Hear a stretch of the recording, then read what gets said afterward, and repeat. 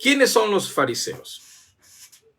Bueno, fácilmente en nuestro tiempo solemos decir a una persona que es farisea: oye, eres fariseo porque eres legalista, eres criticón y no observamos más allá de lo que esa palabra quiere decir. Fariseo no es un seudónimo, no es un apelativo, menos un insulto, porque los fariseos jugaron un papel importante dentro de la época del exilio. Y ahora quiero que recuerdes las veces en las que le has dicho a alguien que es un fariseo porque te dijo que algo estaba mal. Y aunque en cierto punto esa es parte o es una característica que tenían los fariseos, pero no es todo. Y ahora quiero que te digas a ti mismo: lo siento, no debí hablar algo que no sabía. Todos lo hemos hecho, ¿sí?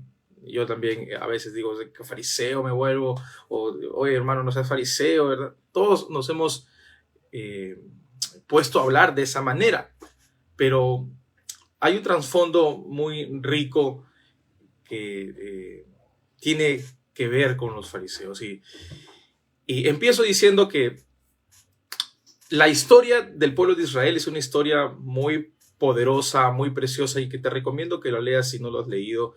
Léete Reyes, Primera de Reyes, Segunda de Reyes, Crónicas, Primera y Segunda de Crónicas. Léelo, porque todo lo que voy a decir, casi todo, se encuentra en estos libros de la Biblia. Y si no comprendes, en parte es porque no has estudiado esto, y es hora de que lo hagas, ¿ok? Yo sé que son libros que hasta puede que tú digas que se repiten, pero no se repiten. Reyes con Crónicas tienen diferentes cosas que decir, y también habla para diferentes reyes, para diferentes reinados. Y el punto es que todo viene desde el exilio a Babilonia. Esto la mayoría de nosotros lo hemos visto en el libro de Daniel, cuando el rey Nabucodonosor trae a los sabios, a gente de la línea de reyes, ¿no? Entre ellos Daniel y después sus amigos y a otras personas más, para que sirvieran a Babilonia. Todo parte de allí. Daniel es colocado frente a personas que eran de confianza para Nabucodonosor, pero Dios había puesto en él un espíritu superior, sabiduría, incluso más que la de sus amigos, porque sus amigos sí eran gente sabia, pero él era aún más superior. Dios le había dado revelación de sueños, etc. Todo parte de allí. En el exilio, Babilonia los conquista y los deporta. Algunos babilonios van a vivir a Israel, y algunos de Israel van a vivir a Babilonia, y solamente los mejorcitos. Por eso digo que Daniel era parte también del linaje, porque literalmente así lo dice, que él era parte de la familia real. Daniel era parte de la familia real. Entonces, en ese momento tan triste y de mucha confusión y de muchas preguntas, es que empiezan a abrirse centros de adoración, porque al estar ellos en el exilio no podían reunirse como lo hacían comúnmente cuando existía el templo de Jerusalén, que era el lugar de adoración, especialmente donde se sacrificaban animales, donde se iba a adorar a Dios, se iba a orar, etc. Al no haber una disponibilidad de ir al templo, ellos empezaron a abrir centros de estudios, centros de adoración, que ahora nosotros lo conocemos como las sinagogas. Las sinagogas eran pequeños lugares donde las personas se reunían a falta del templo. Esto ocurrió en la diáspora, que es otro punto que quiero que aprendas también el día de hoy. La diáspora significa dispersión. La dispersión es cuando el pueblo que pertenece a un lugar empieza a irse por diferentes lugares, ¿sí? Por ejemplo, los peruanos, si es que les ocurre lo que les ocurrió a los venezolanos, empiezan a dispersarse por aquí, por allá, y empiezan a formar comunidades peruanas, ¿sí? Espero que lo esté dejando bien en claro. En esa dispersión, ellos forman comunidades judías y entre ellos forman centros de adoración, porque ellos buscaban a Dios, no eran idólatras, aunque a algunas personas parecía que sí, ¿no? El pueblo llegaba en rebeldía delante de Dios, pero por su afán de querer tener un contacto con Dios y de estudiar la ley, ellos empiezan a establecer centros de adoración llamados sinagogas. Más adelante, Babilonia es conquistada por el imperio persa, que también lo encontramos en el libro de Daniel. Por eso, no solamente es necesario leer Reyes, Crónicas, también es necesario leer Daniel para comprender la historia del pueblo de Israel, cómo es que ellos fueron conquistados, cómo es que ellos incluso se les dio la oportunidad de regresar a reconstruir Jerusalén, el templo, etc. El asunto es que entra el imperio persa. Daniel también fue parte de la historia del imperio persa, pero más detalladamente se le ve a Esther y a Nehemías. Si tú lees Esther, ella fue la reina que suplantó a Basti, ¿sí? Esther fue una intercesora, fue la que salvó a los que estaban en el imperio persa, que eran sus familiares, su pueblo, ¿verdad? Los que eran parte de su nación. Y entonces ella, servía a este rey persia que se llamaba Jerjes I. Tú lo puedes leer, ahí dice Jerjes en Esther. Después también lo vemos a Nehemías. Nehemías sirve al rey Artajerjes. Hay nada más parecido, ¿no? Porque casi siempre cuando hay un linaje, se le trata de nombrar o se le llama a alguien un nombre parecido. Era Jerjes, Artajerjes. Igual en el linaje de Herodes también, Herodes el Grande, Herodes Antipas, en fin. El asunto es que Jerjes fue el rey en la época de Esther, cuando la nación de Israel estaba bajo el gobierno persa y Nehemías servía como copero al rey Artajerjes.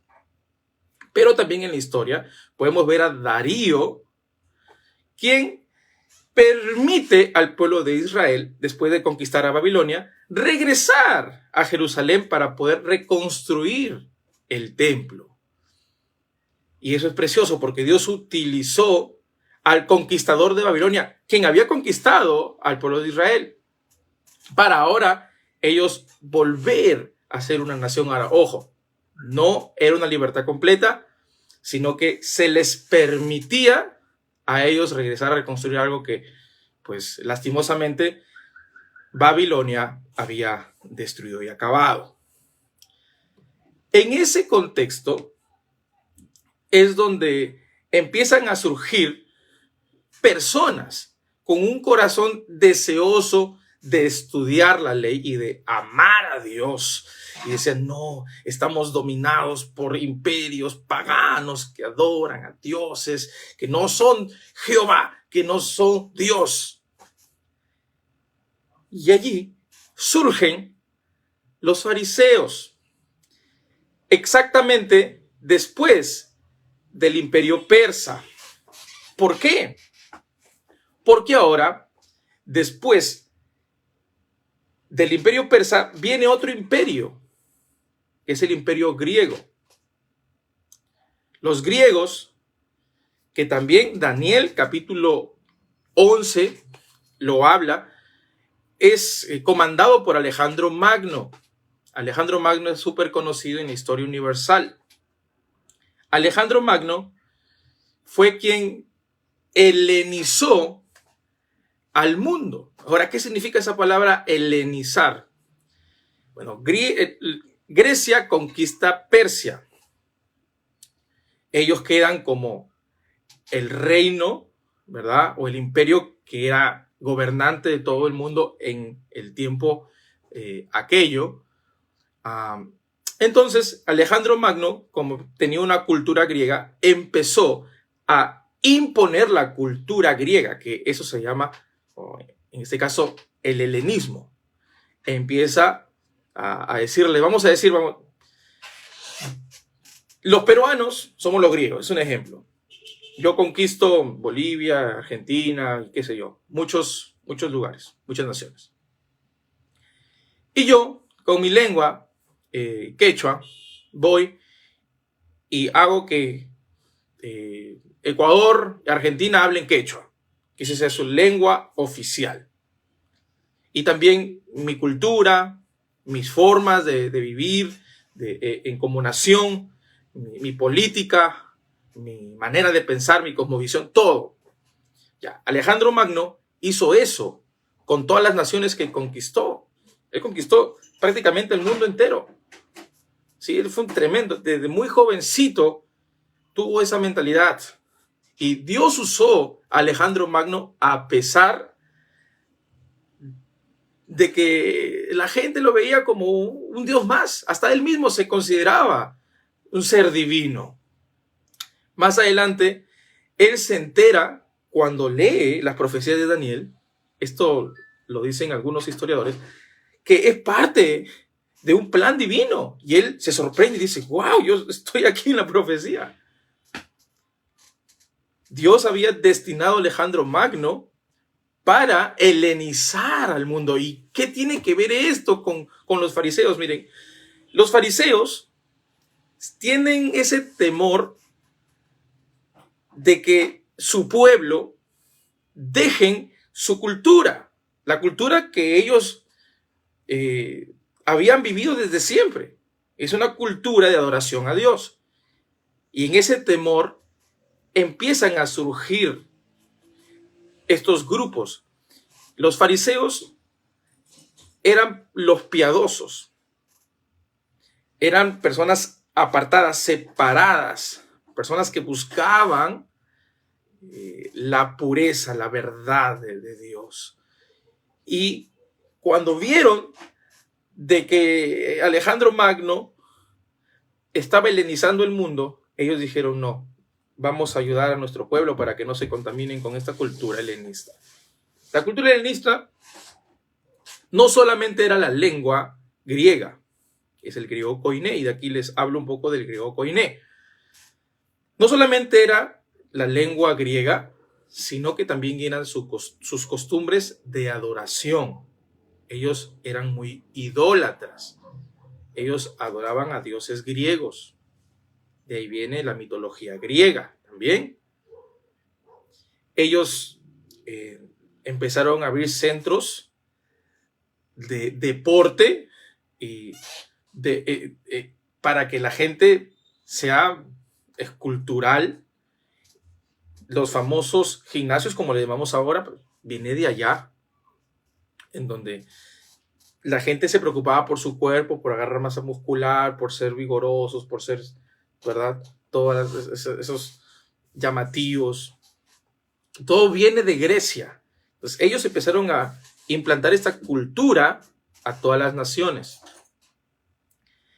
Esto atemorizó a los fariseos, a este grupo, que todavía no se llamaban fariseos, pero era un grupo que buscaban la santidad, como se los mencioné, y empezaron a decirle a la gente, bueno, cumplamos la ley de Dios. Y como los fariseos sabían con quiénes estaban tratando, era un pueblo muy rebelde, empezaron a agregar cosas a la ley de Dios. Cosas que no eran malas. Eran costumbres que ellos creían normal. ¿Por qué? Porque les ayudaban a aceptar la ley de Dios. Su afán era que el pueblo pudiera cumplir la ley de Dios y que no se apartara por vivir una vida helenista. El apóstol Pablo dice, el ejercicio corporal para poco es provechoso. Escuchen, es para poco, sí es provechoso. Si alguien puede hacer ejercicio, si alguien puede ir al gimnasio, está bien. Pero el apóstol Pablo recomienda que es mejor entrenarnos internamente, que debemos ejercitarnos para la piedad. Porque escuchen, este es un pensamiento de fariseo y, ojo, Pablo era un fariseo, ¿sí? Fariseo de fariseos, judío al mango, entrenado por Gamaliel, que era un fariseo también. Por eso es que el pensamiento de Pablo se asemeja mucho al pensamiento de estos hombres en el siglo II, porque todo esto ocurre en el siglo II antes de Cristo. No querían que su pueblo se contaminara con pensamientos griegos.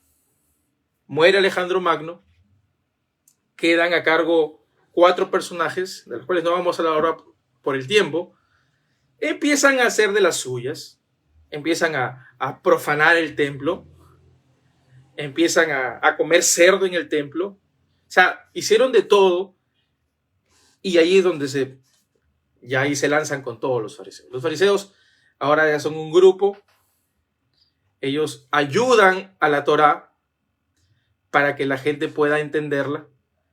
Es más, el pensamiento que ellos tenían era un pensamiento más liberal. Los fariseos eran liberales, no eran extremistas, ojo. Empezaron de una manera diferente. Ellos no solamente se cerraban a la Torá, sino es que ellos permitían la interpretación de la Torá. Es como, por ejemplo, los libros que yo tengo atrás.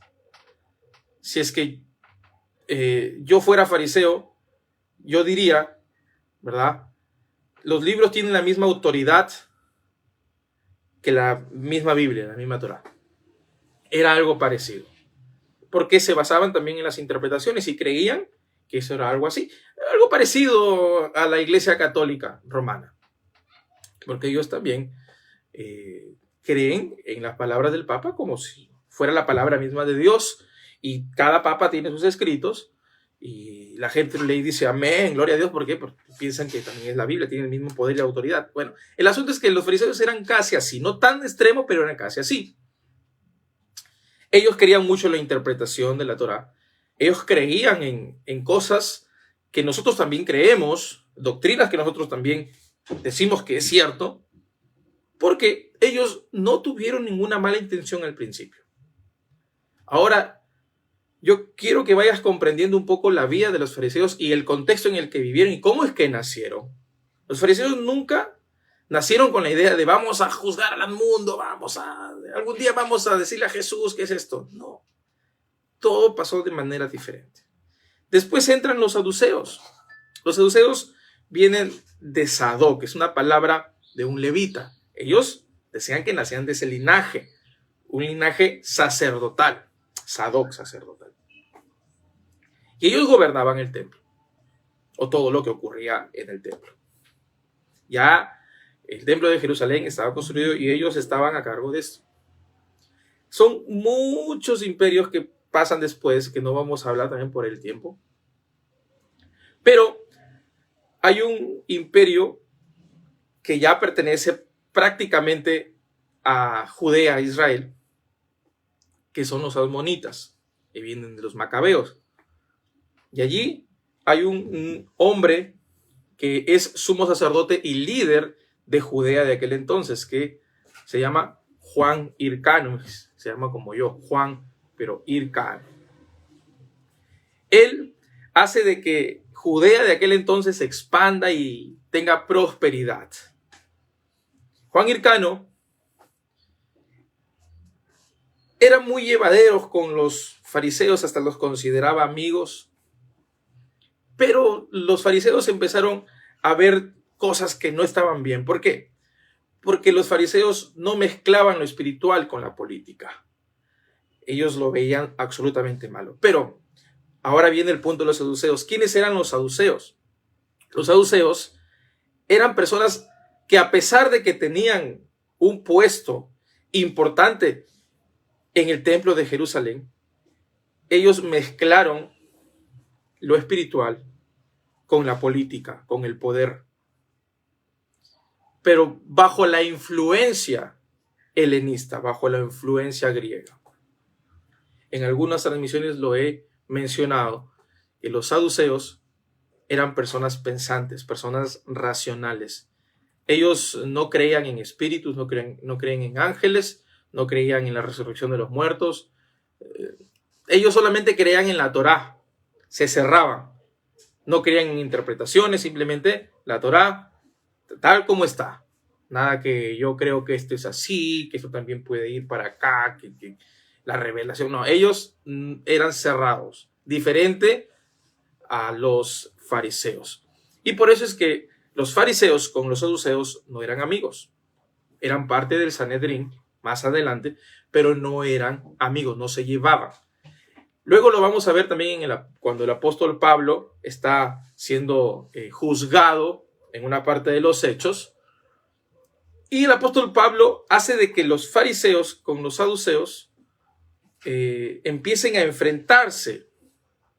Si no me equivoco es así. O si no, corríjame. ¿Okay?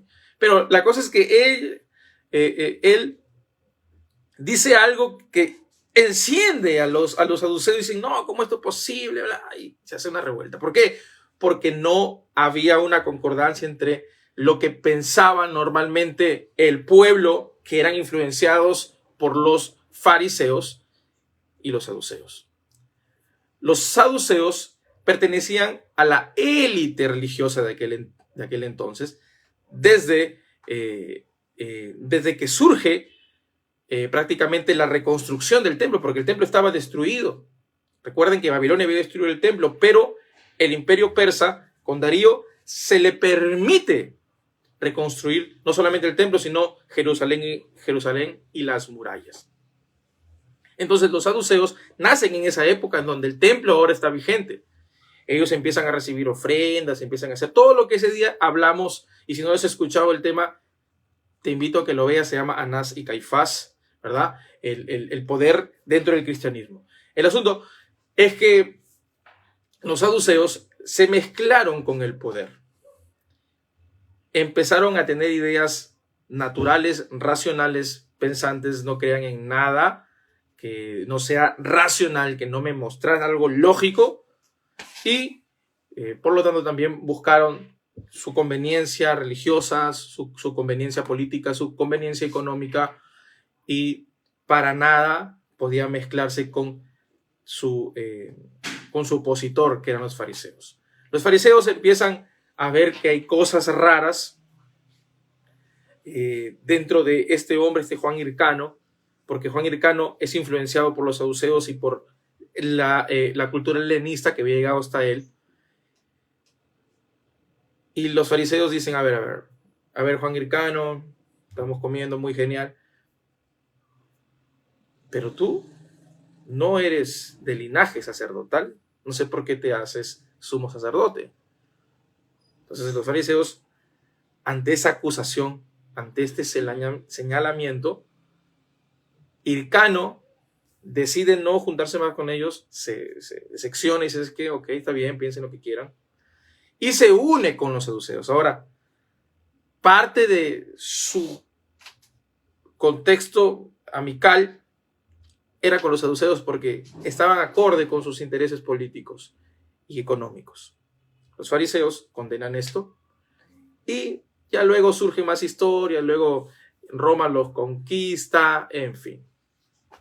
Los fariseos no siempre fueron como tú los ves allí en el Nuevo Testamento. ¿Qué pecado tienen los fariseos? Lo veremos más a detalle en la otra transmisión.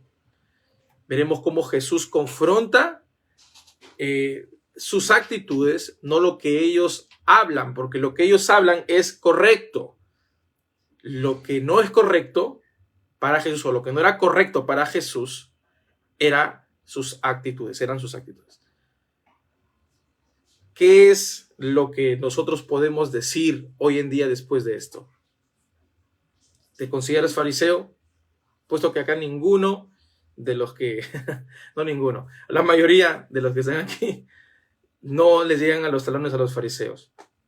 Los fariseos eran personas no legalistas, eran personas amantes de la palabra de Dios, dispuestos a todo por hacer que la gente conociera a Dios.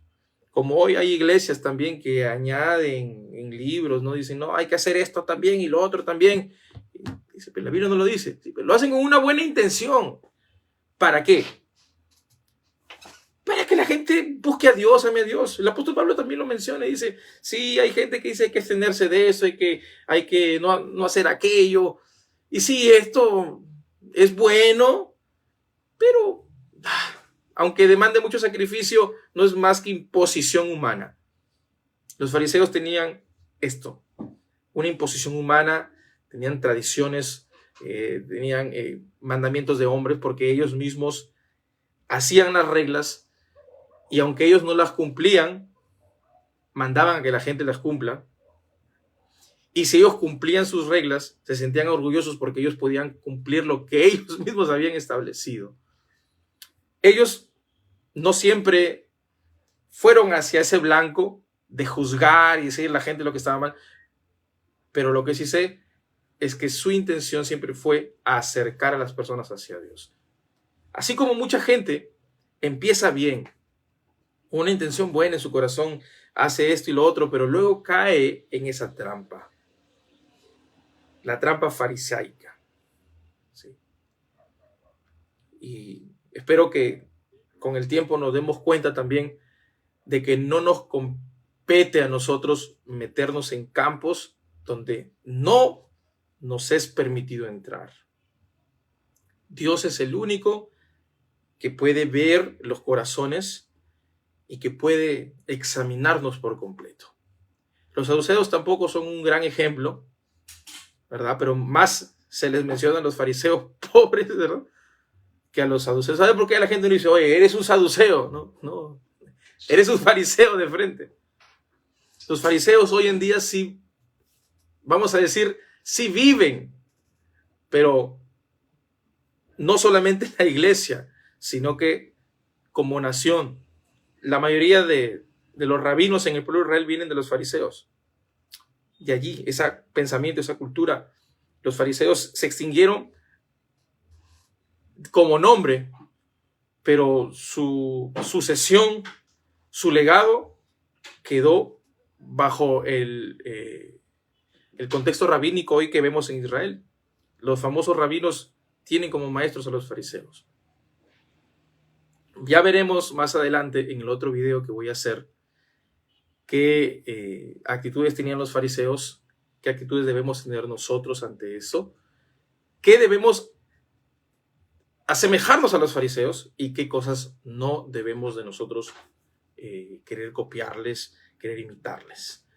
Hoy te animo a que puedas amar a Dios con todo el corazón y que valores la historia de cómo se sucedieron las cosas. Si es necesario congregarte, hazlo para aprender. Si es aquí, si es acá, aprende, busca escuelas, busca grupos en donde puedas aprender la palabra de Dios. Es muy necesario para nuestros tiempos. Ahora me despido diciendo, ¿te consideras fariseo después de esto? Quizás sí, quizás no. Ya lo veremos más adelante. Que Dios te bendiga. Hasta luego.